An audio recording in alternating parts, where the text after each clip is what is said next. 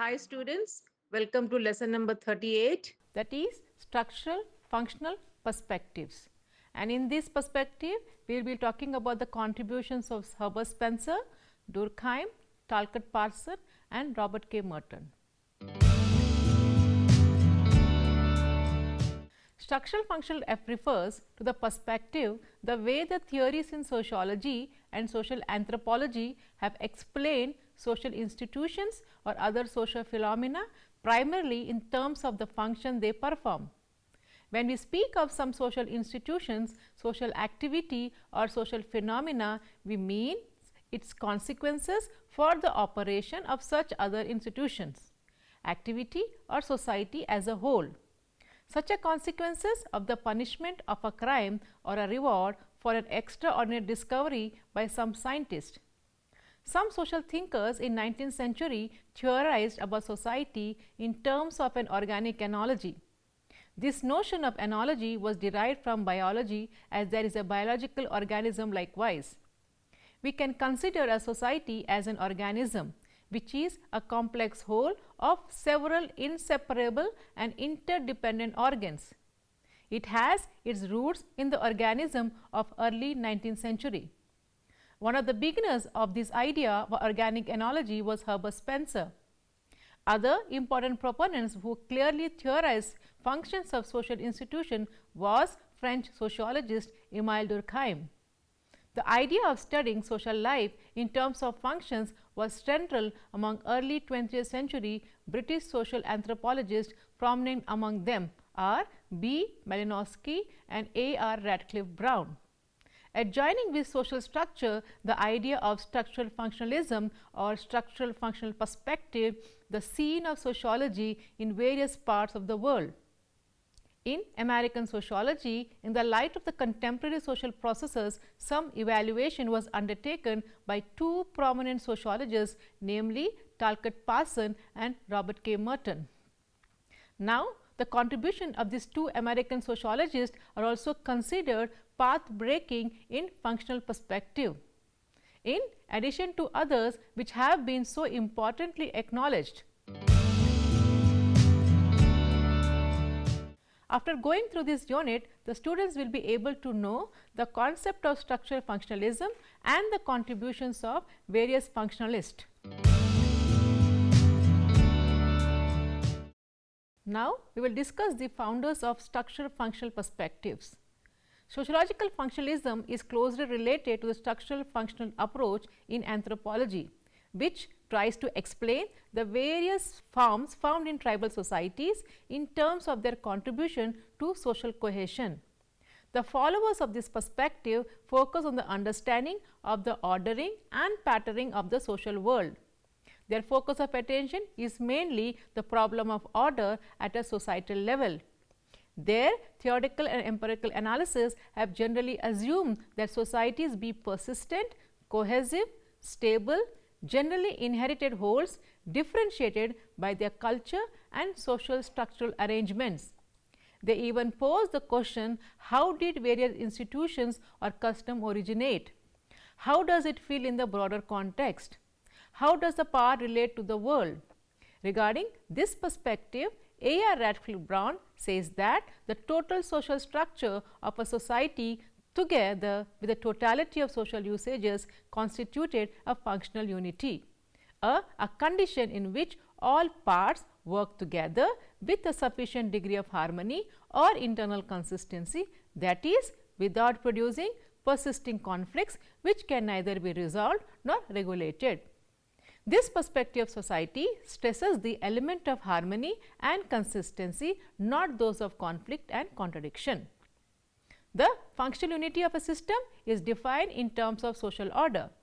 In defining society in holistic terms, structural functional implies that as everything within the system is necessarily functional for the whole, they are the believers of the fact that society is a relatively persisting configuration of elements and consensus is a ubiquitous element of the social system.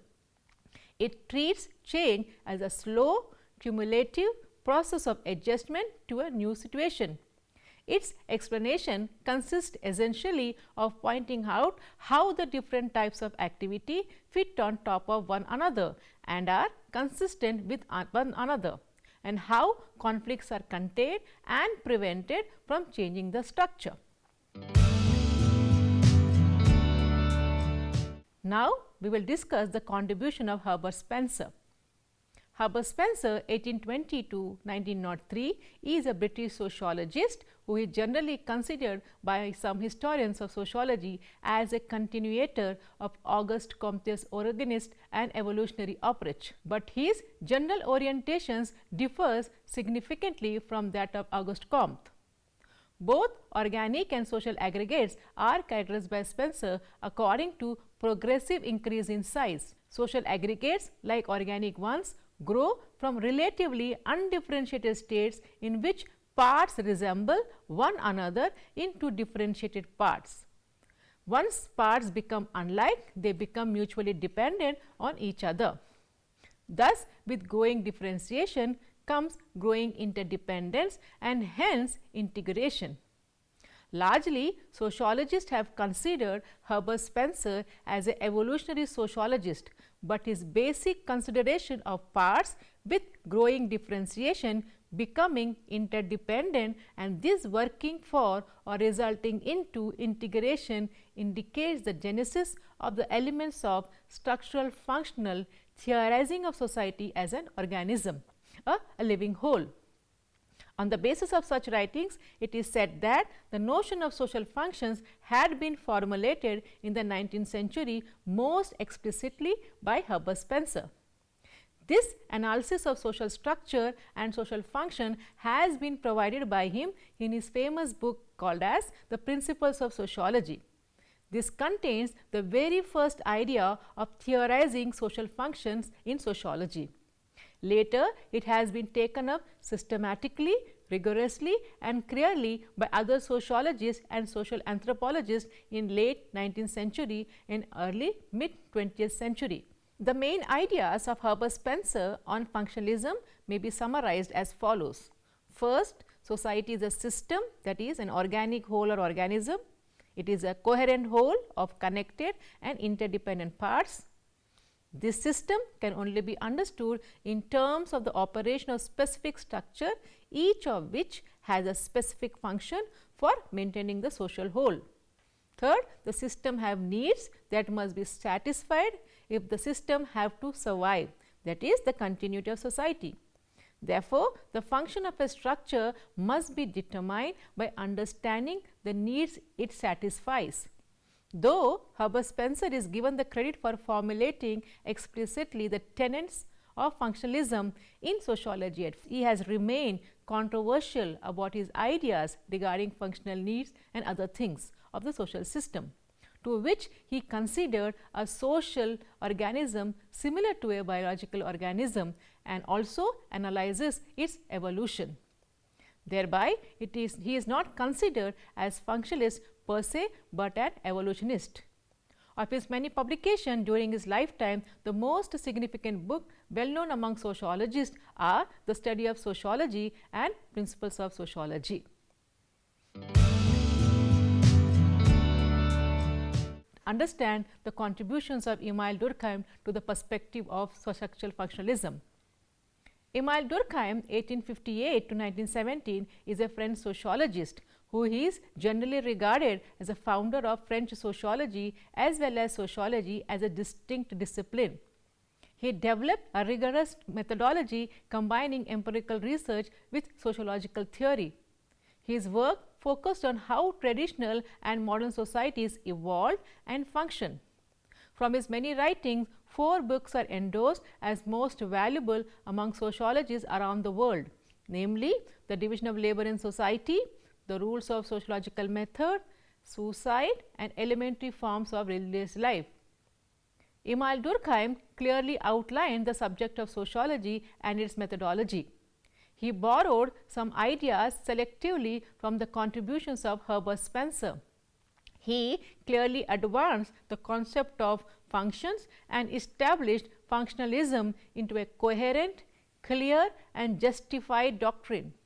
he established the clear-out concept of functions in his famous work, The Division of Labor in Society, wherein he studied the functions of division of labor in society. Let us first look at how he defines functions. In his book, Division of Labor in Society, takes up at first the clear-cut formulation of the concept of functions.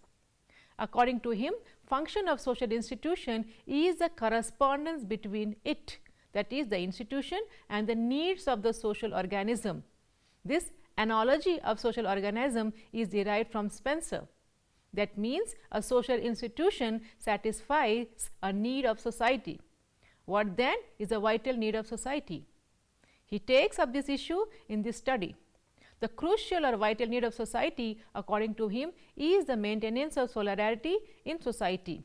In other words, integration of society. In studying division of labor as a social institution, he asks the question, what is the function of division of labor in society? He addresses this issue in terms of the vital need of the society. For Durkheim, social solidarity is a vital need of society. The division of labor in industrial society, as was Western Europe during the later half of the 19th century, provides the basis of this social solidarity. These are rapidly differentiating societies in comparison to the simpler societies. Durkheim considers solidarity as a vital need, as without maintaining solidarity in society, the society may break up and might not remain a society per se. In his later book, called as Elementary Forms of Religious Life, he undertakes the task of studying the causes and functions of religion. Durkheim argues that religion is one of the great sources of regulating the society, thus fulfilling the function of maintaining solidarity. Religion unites people into a common system of ideas, that is collective consciousness, which then regulates the affairs of the collective. He is of the view that if the vital need of maintaining solidarity in society is not met, the pathological forms like anomie are likely to occur. It is this perspective which distinguishes sociology from other social sciences. He is considered the founding father of functional perspective or theory in sociology. But some thinkers consider that his functionalism has been rooted in the evolutionary theory, and there is no doubt that it appears to be true to some extent. But establishing sociology as a distinct discipline with its subject matter and method, the credit would go to him. Likewise, establishing theorizing society by functional perspective remains also his accomplishment. Now, we will understand 𝗪𝗪-Parson as structural functional perspectives. 𝗪𝗪-Parson 1902 to 1979 is said to be the pioneer of functionalism in sociology, and more specifically in America, which sees society as a system or structure, and every part of this structure is performing some functions. Parsons believed that societies had certain functional prerequisites which need to be met in order for society to survive. Just like human beings need certain things to survive, so every society has to have certain things in order to function properly. For example, a society must produce and distribute resources such as food and shelter.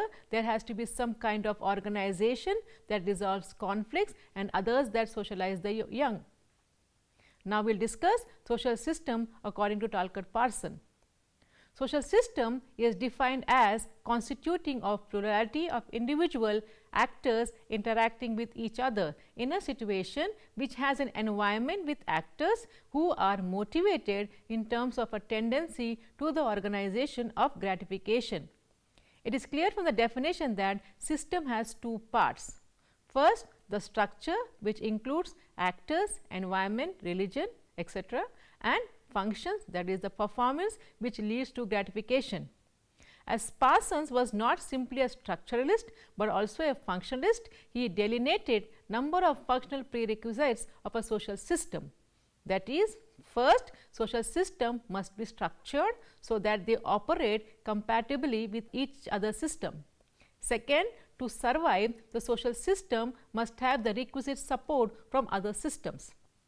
Third, the system must meet a significant proportion of the needs of its actors. Fourth, the system must elicit adequate participation from its member. Fifth, it must have at least a minimum of control over potentially disruptive behavior. Sixth, if conflict becomes sufficiently disruptive, it must be controlled. Finally, a social system requires a language in order to survive. According to Parson, social systems have needs. In order to survive and continue, each social system or subsystem has 4 characteristics that must be met. These are functional needs of the system, a complex of activities directed towards meeting a need or needs of the system. The first 2 are necessary for survival and continued operation, the last 2 being a means of regulation of the social system. These functional needs are adaptation, goal attainment, integration and latency or pattern maintenance. Now, what is adaptation? Each system exists in an environment and must be able to adapt to this environment. In the process of adaptation, the environment is also affected and may be adapted to the society. This is the mobilization of resources so that the system can survive and that things can be done to meet goals of the system. That is, in the family or household, adaptation could include obtaining economic resources, earning an income to support the family, etc. For larger social system, the economy is a system which allows the system to survive, grow and change. Second, goal attainment. Each system has certain purposes associated with the goal. The goals of the system must be defined.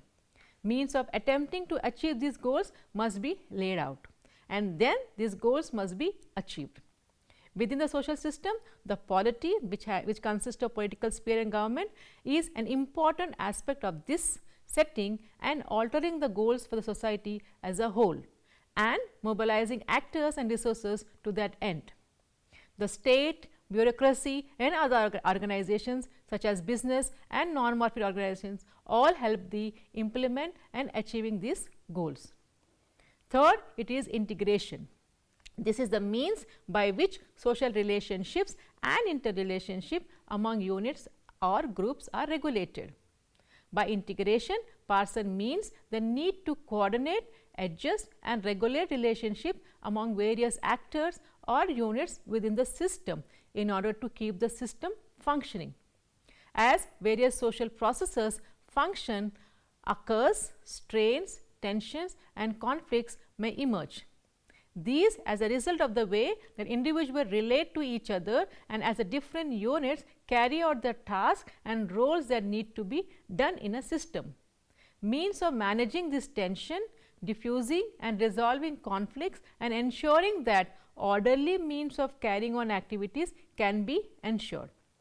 At the level of society as a whole, there are a variety of institutions that do this, that is religion, education, the media, the legal structures, that is police and courts, all play a vital role.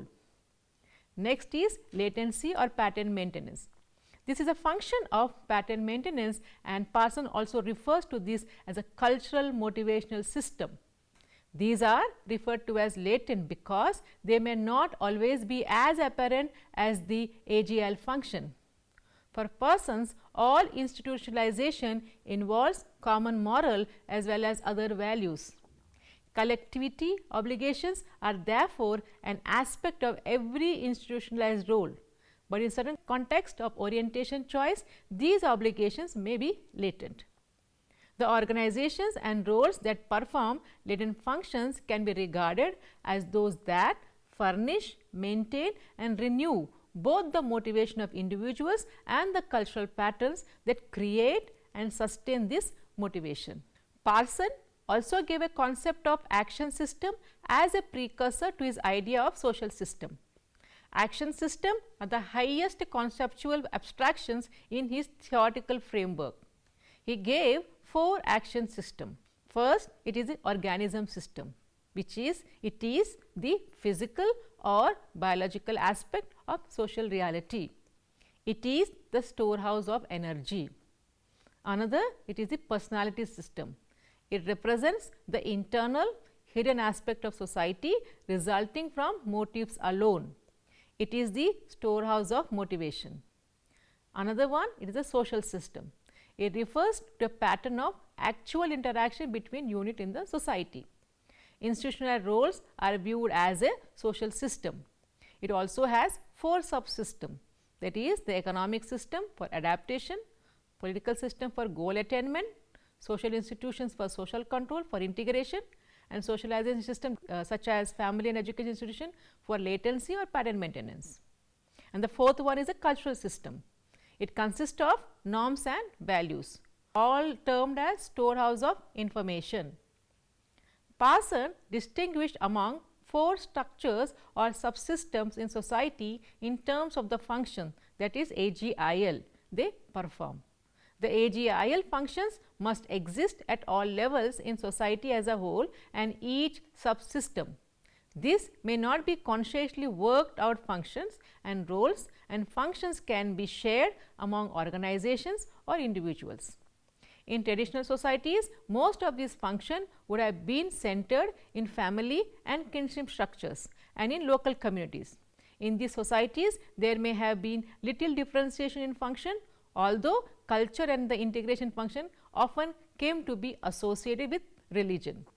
As societies have developed, these functions tend to evolve with different institutions developing different functions and with different functions developing within each organization.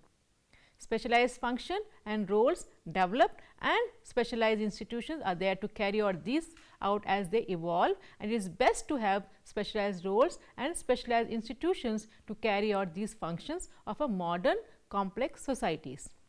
These may develop in a evolutionary fashion without any conscious considerations, much like Durkheim's natural development or the division of labor, or as in bureaucracies, they may be consciously worked out. Organizational structures. Some of these can be seen by examining Parsons' view of change. Thus, his functionalism remains a well-known theoretical formulation of the 20th century, and through his AGIL concept, he understands all the parts of society in terms of the function they perform. Now, we will discuss Robert K. Merton as structural functionalist. Robert K. Merton is one of Talcott Parsons' Harvard University student who carved out a 𝗧𝗦𝗔 in sociology by introducing the middle range theory in the discipline. He was educated with prominent socialists like Soroki, Harold Garfinkel, and others in the Harvard University under the tutelage of Talcott Parsons. Soroki, Emil Durkheim, and George Simmel also cast an influence on Robert K. Merton's theory. Merton argued that using Emil Durkheim's conception of religion, he has developed social cohesion, an important element of functionalism, especially the latent functions. R. K. Merton wrote some important books, of which the social theory and social structure and the sociology of science are particularly useful. Merton also developed some concepts like self, fulfilling prophecy, role model, deviant behavior, focus groups. Merton's manifest and latent functions. Merton distinguished the functions of society between manifest and latent. The former represent those functions as expected or intended by the members of the society. They know that these functions would take place and so were prepared for them. They would only be surprised if these did not take place, whereas the latent functions are unintended functions which can take place only as a consequence of the former, for which they were not prepared. Merton argued that it is the job of the sociologist to try and uncover the latent functions of social activities and institutions. Now, the functional alternatives of R. K. Merton. Merton has also devised alternative functions known as the substitutes, which could instead deliver the sort of functions advocated by Talcott Parsons in the form of functional prerequisites. Merton argued that use of religion as a therapeutic device could be substituted effectively by the alternative therapeutic devices like counseling and reasoning, which can make them understand the values of normal life in society. Secondly, people in their predicament would be educated in the vocational field and trained as skilled and useful workers of society. Education can liberate the minds from religious superstitions. It can also motivate them to become work-oriented, independent and self-reliant, which would help them recover from depression, obsession and frustration. Merton argued that functionalist approach should take guard of the fact that any part of society may be functional, dysfunctional or non-functional. Now, the Merton's paradigm for functional analysis. Merton saw functional theorizing as a potentially embracing three questionable postulates. The first, the functional unity of social system. In that, Merton, to begin analysis with the postulates of functional unity or integration of social whole, can divert attention from not only these questions, but also from the various and disparate consequences of a given social or cultural item for diverse social groups and for individual members of these groups. Merton begins to direct function analysis away from concern with total system toward an emphasis on how different pattern of social organization within more inclusive social systems are created, maintained and changed, not only by the prerequisites of the total system, but also by interaction among socio-cultural items within social system or a systematic whole. The next one is the functional universality of social items. Merton, if an examination of empirical system is undertaken, it is clear that there is wider range of empirical possibilities. Merton proposes the analysis of diverse consequences or functions of socio-cultural items, whether positive or negative, manifest or latent, for individuals, for subgroups and for the more inclusive social structure and culture. In this way, Merton visualizes contemporary functional thought as compensating excesses of earlier forms of analysis by focusing on the crucial types of consequences of socio-cultural items for each other and, if the facts dictate, for the social whole. The other postulate is the indispensability of functional items for social system. The fact leads Merton to postulate the importance in functional analysis of concern with various types of functional alternatives or functional equivalents and functional substitutes within social system. In this way, functional analysis would not view as indispensable the social items of a system trap of assuming that items must exist to as assure the continued existence of a system. Rather, functional analysis must specify that social patterns under consideration, whether a systematic whole or subpart. Next, it is the various types of consequences of these patterns for empirically established survival requisites. And the next, the processes whereby some patterns rather than others come to exist and have the various consequences for each other and for systematic wholes. Illustrating Merton's functional strategy. Merton paradigm and protocol for constructing functional theories, the middle range and remarkably free of statement about individual and system needs or requisites. In his protocol statements, Merton approaches the questions of needs and requisites fulfilled by a particular item only after description, that is, the items in question. Next, the structural context in which the item survives and its meaning for the individuals involved. With this information, it is then possible to establish both the manifest and latent function of an item, as well as the net balance of functions and dysfunctions of the item for varied segments of a social system. Unfortunately, it implied sequencing of functional analysis is not always performed by Merton, presumably for at least two reasons. For at least these reasons, then execution of Merton's strategy is difficult. Much like that of his anthropological 𝗏, men such as Radcliffe Brown and Malinowski, Merton's need to analyze separately the causes and functions of structural item is not as evident in the actual account of empirical evidences. Theoretical perspective of structural functionalism aims to understand society by the functioning of various parts, that is, items, institutions, activities, etc., which contribute to the satisfaction of the vital needs of subsystem or social system. The founding fathers focused on the needs of necessary conditions of existence of society to which social institutions correspond. The parts or institutions are considered interrelated and interdependent. Society is perceived like an organism of functionally interrelated component parts. These parts perform functions which are essential for the survival and continuity of society. Each element contributes positively to this maintenance.